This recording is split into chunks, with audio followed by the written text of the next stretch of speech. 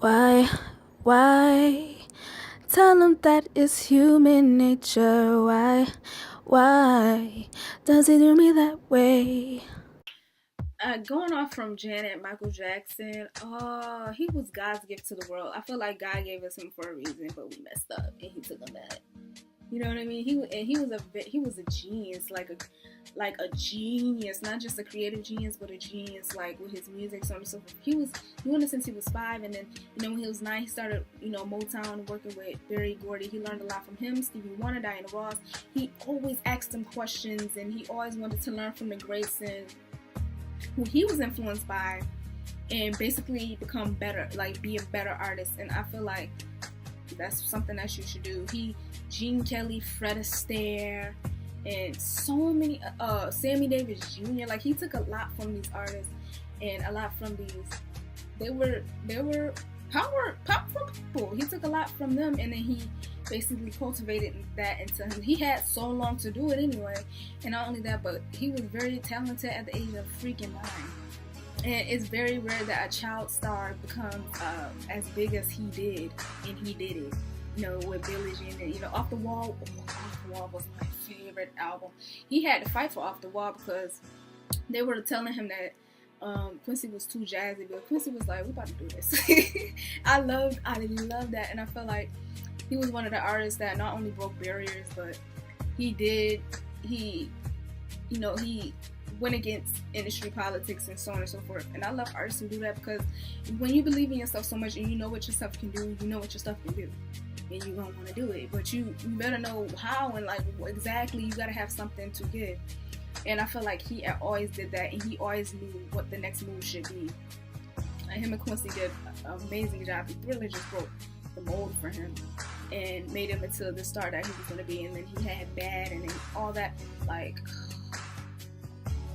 I don't know, like, how you become as big as that? Like, to the point where grown men would sit here. He don't even have to be on stage, and grown men would sit there and cry. Like, grown men fall to their knees crying because they're in the presence of Michael Jackson.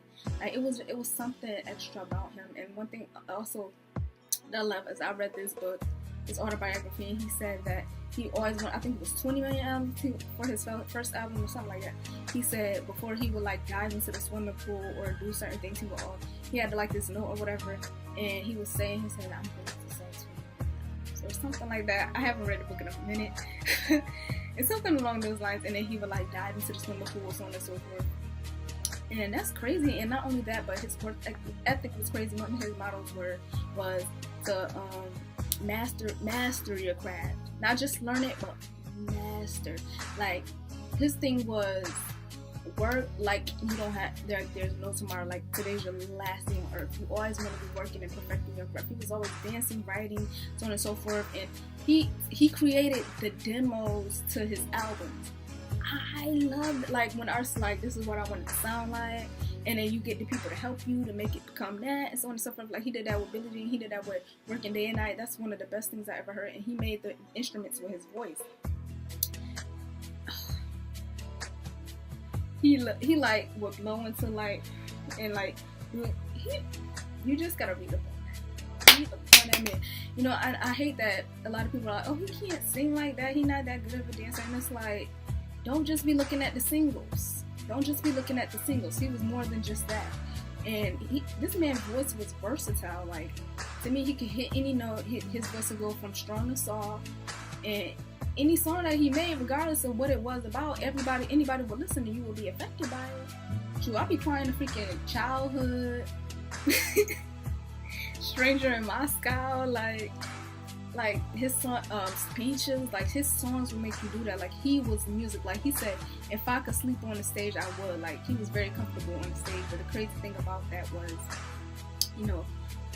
he didn't really, he was more comfortable on stage than living, like, in the real world. And I find that crazy, but he been doing this since he was 5 years old. What else do you know? He necessarily didn't have a childhood as an aspect of going to school, having normal friends, having a normal life, not having people look at you like you're in this fishbowl. And he didn't like that. He didn't have a relationship with his father, and that pained him a lot. But that's not even, I don't know why I mentioned that in the video, but he just wanted to be loved, and he put that in his music, and he gave that to his fans. I think that's why I said that. But it's a lot of things I could say about Michael Jackson. Just basically who he was as a person, who he was as an artist, and I don't feel like there's any other artist that's going to surpass anything that he did or be looked at as who he was. He was a big part of music's DNA, and then when that left, it just went haywire. When Whitney Houston left, that went haywire. When Tupac left, that went haywire. When all these great artists left that actually had a real love for music and brought something different to the table, that cultivated and changed the game in certain ways, because Michael changed the game at every freaking way, from fashion, music, so on and so forth. You know, you lose that. It's here, but it's like when they go on, it's like that piece, that little pocket of what they brought, it's kind of like not here anymore. It's like when your mom died or something like that. A piece of you leaves because she made you. You know what I mean? And they made great music. They made this sort of different type of layout format for other artists to, you know, stamp on, and he broke barriers. And then when he was gone, it was just like part of that life. But he'll forever be here. Freaking favorite video of another time. First freaking person to ever have black Egyptians in a freaking video. That's how they are. And but you are loved.